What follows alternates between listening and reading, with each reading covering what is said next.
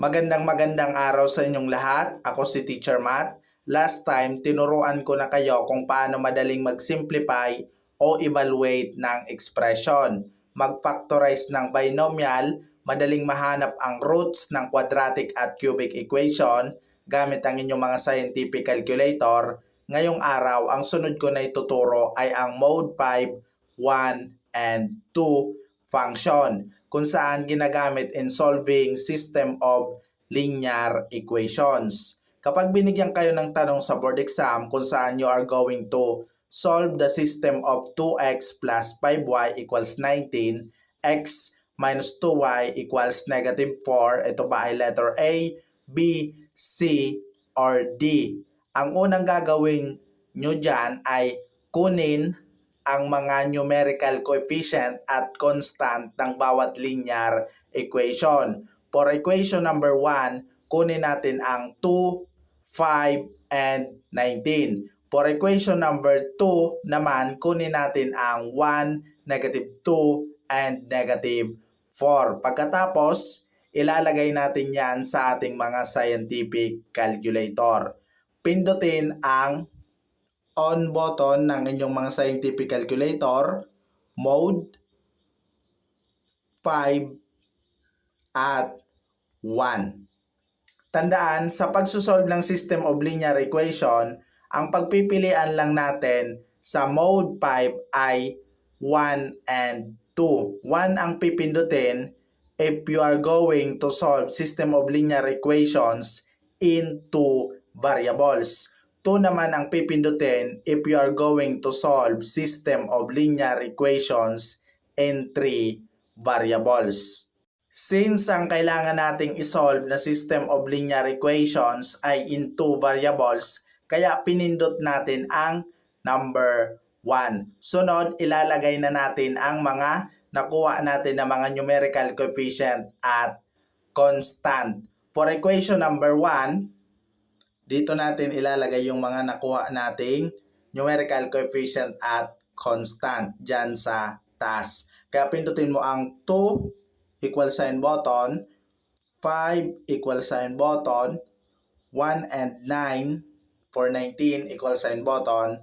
At dito naman sa baba, ilalagay naman natin dyan yung nakuha nating numerical coefficient at constant for the equation number 2. Kaya pindutin mo ang 1 equal sign button, negative 2 equal sign button, negative 4 equal sign button. Pagkatapos nating malagay ang kailangang ilagay, pindutin ulit ang equal sign button.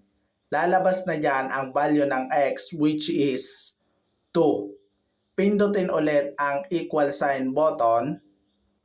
Lalabas naman dyan ang value ng y which is 3.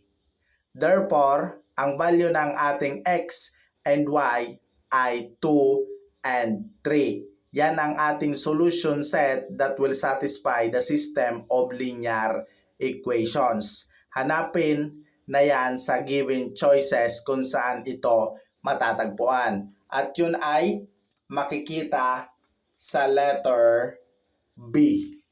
Malinaw na po ba? Let's have another example. Solve the system y equals 5 minus 2x, 4x plus 3y equals 13. Ito ba ay letter A, B, C, or D? Kung mapapansin nyo, ang first equation ay hindi nakasulat in standard form of linear equation ax plus by equals c. Kaya i-rewrite natin yan. Ang first equation ay magiging 2x plus y equals 5. Yung second equation ay i-retain o kokopyahin lang natin. Kaya still magiging 4x plus 3y equals 13. Ngayon, pwede na natin kunin ang numerical coefficient at constant ng bawat equation.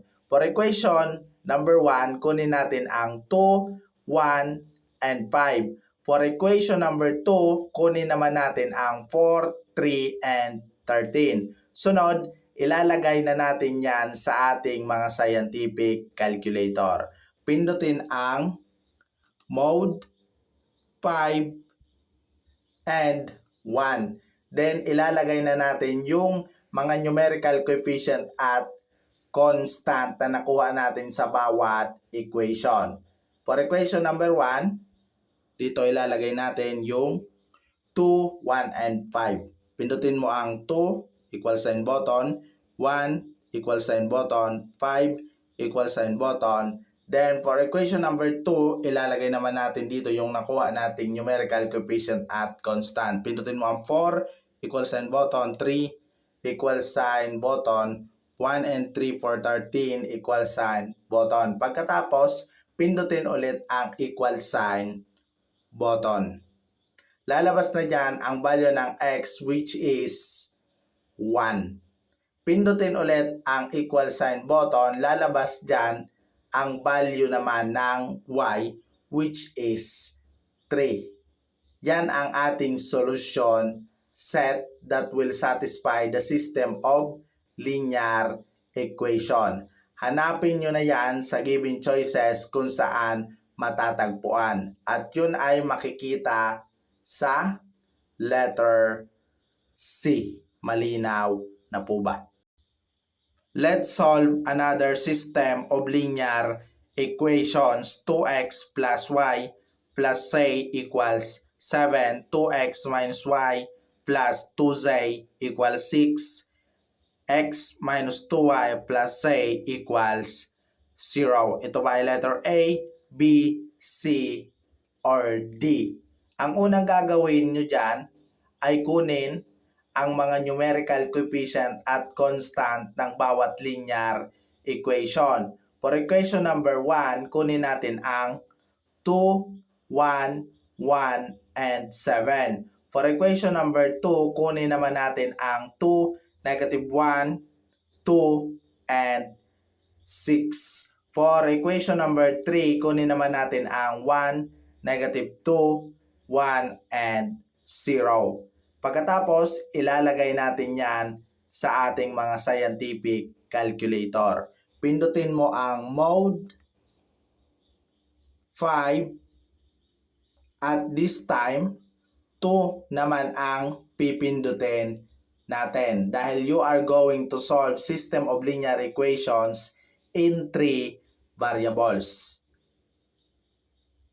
For equation number 1, dito natin ilalagay yung mga nakuha natin numerical coefficient at constant. Pindutin mo ang 2 equal sign button, 1 equal sign button, 1 equal sign button, and 7 equal sign button. For equation number 2, dito naman natin ilalagay yung nakuha natin numerical coefficient at constant. Pindutin mo ang 2 equal sign button, negative 1 equal sign button, 2 equal sign button, 6 equal sign button. For equation number 3, dito naman natin ilalagay yung nakuha natin numerical coefficient at constant. Pindutin mo ang 1 equal sign button, negative 2 equal sign button, 1 equal sign button, 0 equal sign button. Pagkatapos, pindutin ulit ang equal sign button. Lalabas na dyan ang value ng x which is 1. Pindutin ulit ang equal sign button.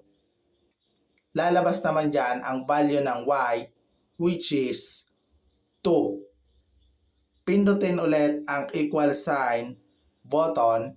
Lalabas naman dyan ang value ng z which is 3. Yan ang ating solution set that will satisfy the system of linear equations. Hanapin nyo na yan sa given choices kung saan matatagpuan.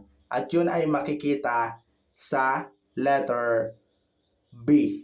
Malinaw na po ba? Let's solve another system of linear equations. 5x equals 5, 2x plus y equals 4, 3x plus y minus 4z equals negative 15. Kung saan, mapapansin nyo, ang equation number 1 and equation number 2, mayroon tayong missing variables. Tandaan, kapag mayroong nawawalang variable, ibig sabihin 0 ang ilalagay natin. For equation number 1, kunin natin ang 5. Since may nawawala tayong x and y na variable, magkakaroon tayo ng dalawang 0 at ang constant na 5. For equation number 2, kunin natin ang 2, 1 at may nawawala tayong variable z, magkakaroon tayo ng isang 0 at ang constant na 4. For equation number 3 naman, kunin natin ang 3, 1, negative 4, and negative 15. Sunod, pindutin ang mode button ng inyong mga scientific calculator. 5 at 2. At ilagay na natin ang mga numerical coefficient at constant ng bawat equation. Pindutin ang 5 equal sign button, 0 equal sign button, 0 equal sign button, 5 equal sign button. For equation number 2, pindutin natin ang 2 equal sign button, 1 equal sign button, 0 equal sign button, 4 equal sign button. For equation number 3, pindutin mo ang 3 equal sign button, 1 equal sign button, negative 4 equal sign button, negative 15 equal sign button. Pagkatapos, pindutin ulit ang equal sign button, lalabas na dyan ang value ng x which is 1. Pindutin ulit ang equal sign button, lalabas naman dyan ang value ng y which is 2. Pindutin ulit ang equal sign button, lalabas naman dyan ang value ng z which is 5. Yan ang ating solution set that will satisfy the value of the system of linear equations. Pagkatapos, hanapin nyo na yan sa given choices kung saan matatagpuan at yun ay makikita sa letter B. Malinaw na po ba? Ang sunod ko na ituturo ay kung paano mahanap ang zero ng linear function at ang number of zeros of the function gamit ang inyong mga scientific calculator. Kapag binigyan kayo ng tanong sa board exam kung saan you are going to find the zero of linear function negative 5x plus 10, ang gagawin nyo dyan ay gagamitin natin ang given linear function which is negative 5x plus 10 at ang given choices para mahanap ang tamang sagot. Gagamitin natin ang choices pang substitute as value of x o variable kung alin sa mga ginamit nating integer among the choices ang makapagbibigay sa atin ng zero result, yun ang magiging tamang sagot o yun talaga ang tamang sagot. Gawin na natin. Pindutin ang mode button ng inyong mga scientific calculator, 1 for computation, at ilagay na natin yung given linear function which is negative 5x plus 10. Pindutin ang negative 5 alpha close parenthesis para malagay yung variable na x plus 10. Ngayon, ang sunod nating pipindutin ay ang calc button o calc function. At susubukan natin ang letter A if makapagbibigay sa atin ng 0 result. Subukan nating ilagay na ang value ng ating variable x ay negative 2. Pindutin mo ang negative tsaka 2. Then, equal sign button. Ang lumabas ay positive 20. Ibig sabihin, yung letter A ay hindi tamang sagot. Kaya, i-eliminate na natin yan sa ating pagpipilian. Subukan naman natin yung letter B. Pindutin mo ulit ang calc button ng inyong mga scientific calculator at ilagay ang positive 2. Then, equal sign button. Ang lumabas ay 0. Ibig sabihin, 2 ang 0 ng linear function negative 5x plus 10. At yun ay ang letter B. Malinaw na po ba? Pero i-double check pa rin naman natin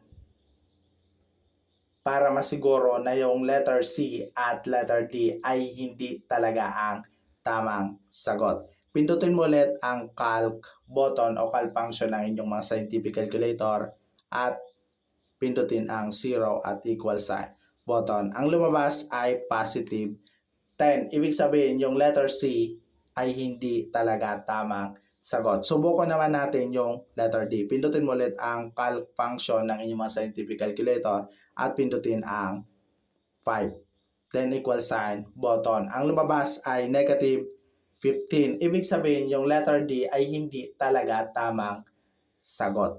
Kaya letter B ang tamang sagot sa bilang na ito. Malinaw na po ba? Ngayon naman, let's find the number of zeros of f of x equals x cubed minus x squared minus 2x plus 1 from negative 2 to 1. Ito ba ay letter A, B, C, or D?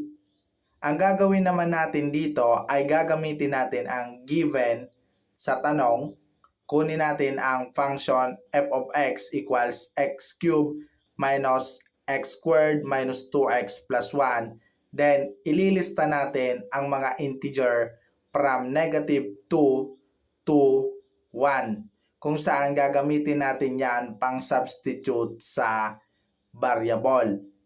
Kaya magkakaroon tayo ng negative 2, negative 1, 0, and 1. Sunod, pindutin ang mode 1 for computation at ilalagay natin ang given function which is x cubed minus x squared minus 2x plus 1. Pindutin mo ang alpha close parenthesis para malagay ang variable na x. Then itong x na mayroong square sa taas, then pindutin mo ang 3, then right side button minus alpha close parenthesis, then ito namang x na mayroong 2 sa taas para malagay naman natin yung exponent na to minus 2 alpha close parenthesis plus 1.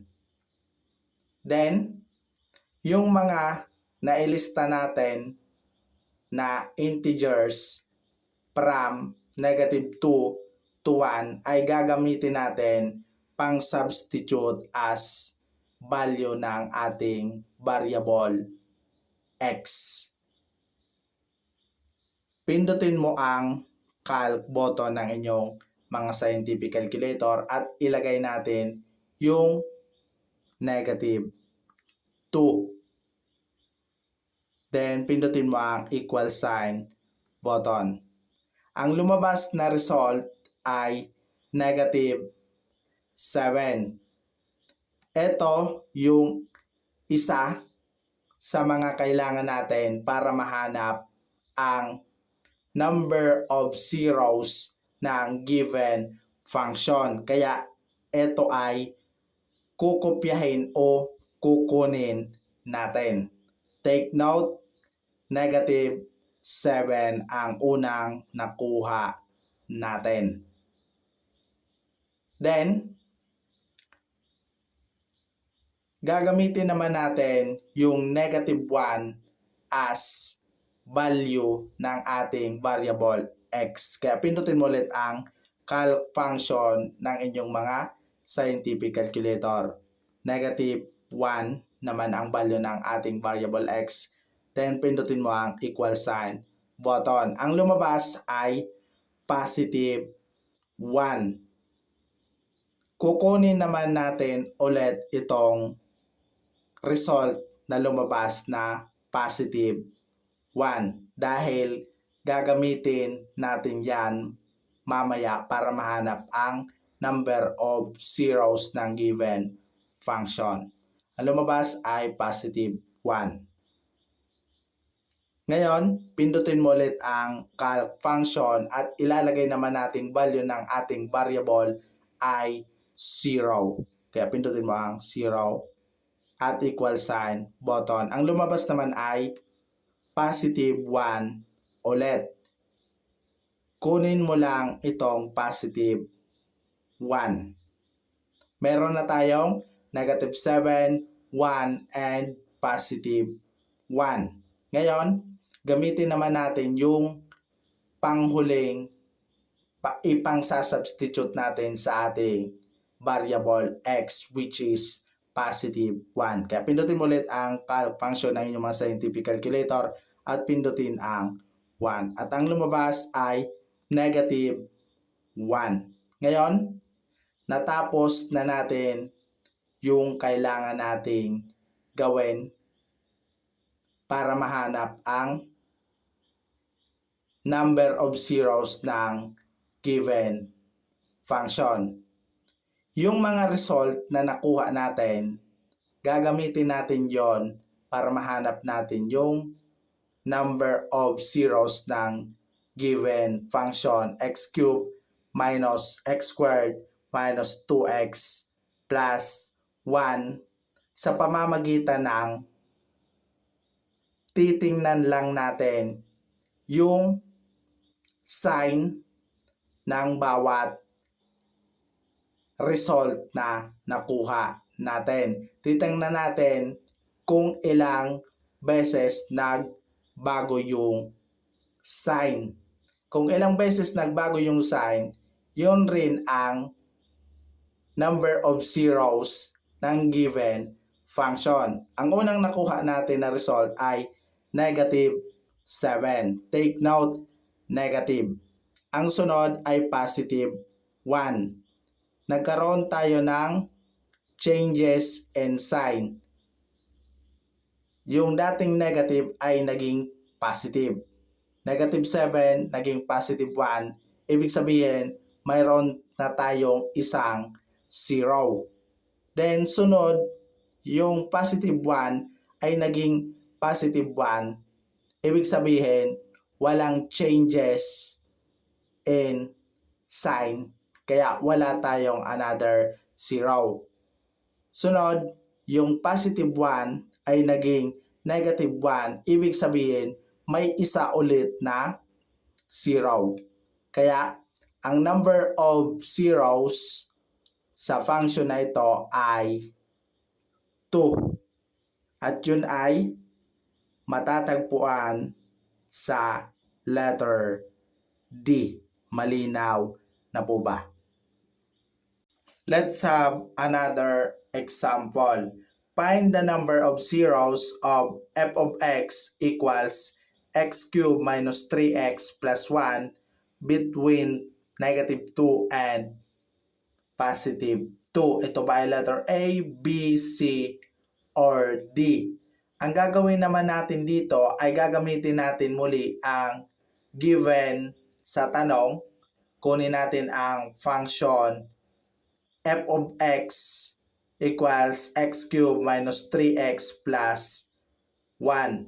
Then, ililista natin ang mga integer from negative 2 and positive 2. Kung saan, gagamitin natin yan pang substitute sa ating variable na x. Kaya magkakaroon tayo ng negative 2, negative 1, 0, positive 1, and positive 2. Sunod, pindutin ang mode button ng inyong mga scientific calculator. 1 for computation at ilagay natin ang given function which is x cubed minus 3x plus 1. Pindutin mo ang alpha, close parenthesis. Then itong x na mayroong square sa taas. Then 3 para malagay yung exponent na 3. Then right side button, minus 3 alpha, close parenthesis para malagay yung variable na x plus 1. Then, ilalagay natin na pang-substitute yung una natin sa listahan ng mga inilista nating integers. Unahin natin ang negative 2. Pindutin mo ang calc function o calc button ng inyong mga scientific calculator at negative 2. Then, pindutin mo ang equal sign button.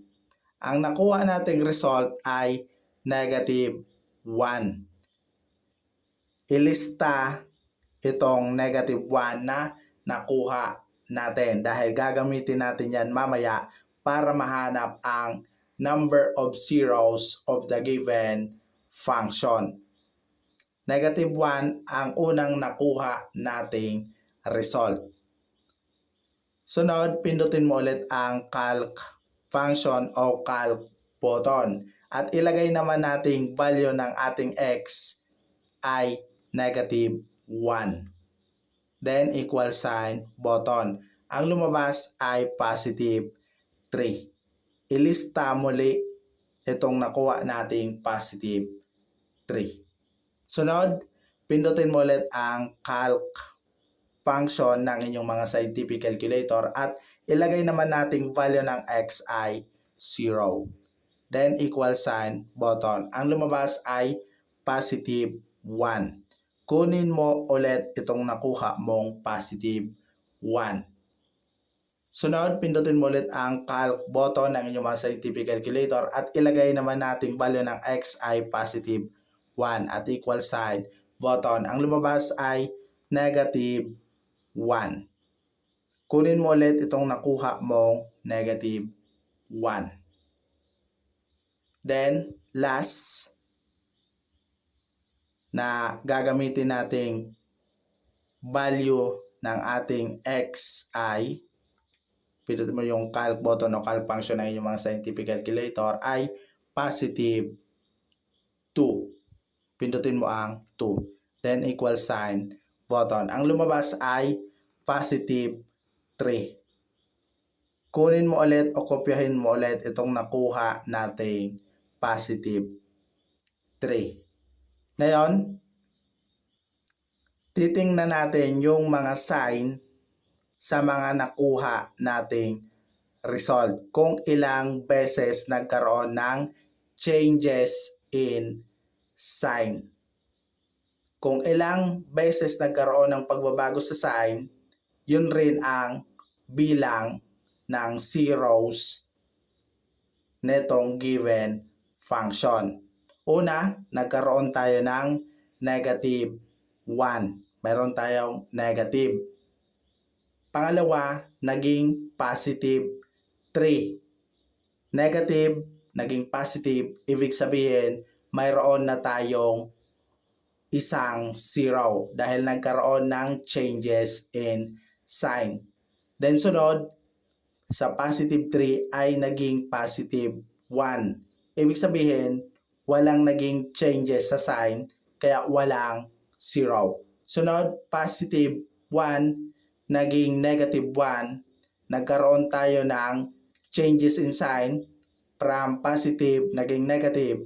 Nagkaroon ulit tayo ng isa pang 0. Mayroon na tayong dalawang 0. Sunod, from negative 1, naging positive 3. Yung negative ay naging positive, nagkaroon ulit ng pagbabago sa sign, mayroon ulit tayong 0, kaya in total, mayroon tayong 3 zeros na nakuha. Kung saan, it correspond to letter D. Yan ang tamang sagot sa bilang na ito. Malinaw na po ba? Let's have another example. Find the number of zeros of f of x equals x raised to 4 minus 4x cubed plus x squared minus 6x plus 2 between 2 and 3. Ito ba ay letter A, B, C, or D? Ang gagawin naman natin dito ay gagamitin natin ang given sa tanong. Kunin natin ang function f of x equals x raised to 4 minus 4x cubed plus x squared minus 6x plus 2. Then, ilista natin ang mga integer between 2 and 3. Kung saan gagamitin natin yan pang substitute sa ating variable x. Kaya magkakaroon tayo ng positive 2 and 3. Sunod, pindutin ang mode button ng inyong scientific calculator 1 for computation. Then, ilagay natin ang given function. Pindutin natin ang alpha, close parenthesis. Itong x na mayroong square sa taas.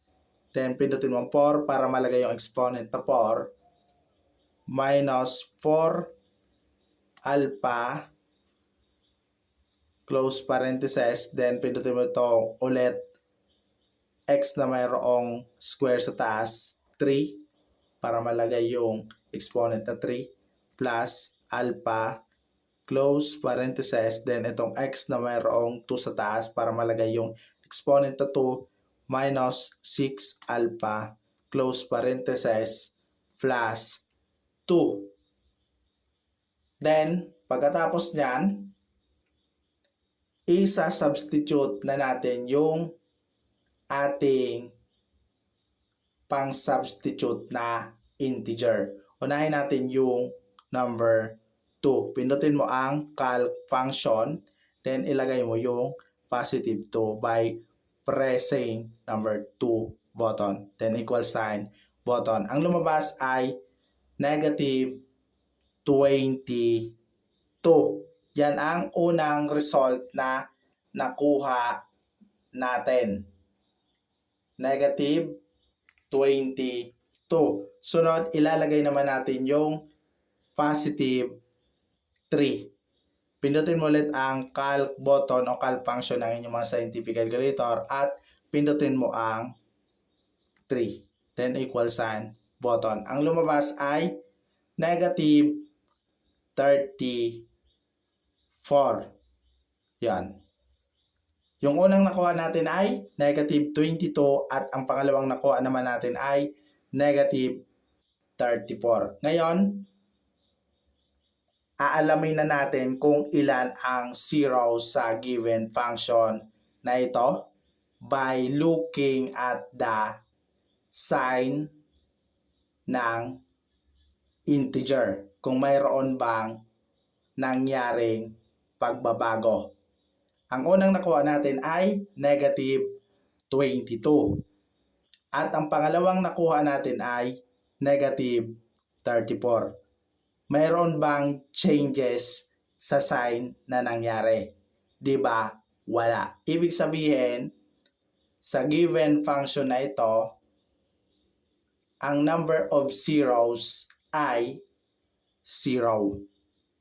Wala pong 0. Dahil walang changes sa sign na nangyari o naganap. Malinaw na po ba?